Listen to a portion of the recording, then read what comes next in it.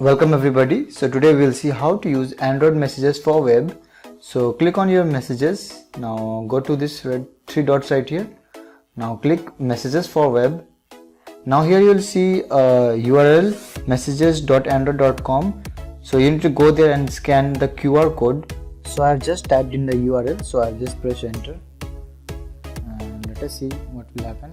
So this has come. So now I'll just scan the QR code. Okay. So just scan the QR code. Just scanning the QR code. Okay, so it is just scanning it. So whatever my messages were here, and it is now visible here. So you can see all the messages are here. Okay. So now you can just use this allow notification on. I'm just pressing it not now, and you can just open any of the messages. And suppose for this one, you can just text normally and it will go from your normal messages. So and you can also start chat, also all of these. So whatever you type here goes back to your normal mobile phone also.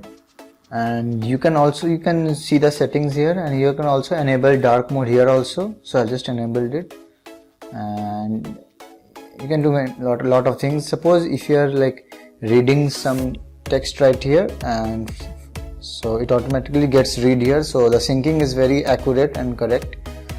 And so this is how you use Android messages for web. And if you did like the video, hit the thumbs up button and subscribe to my channel for more videos. So thanks for watching it.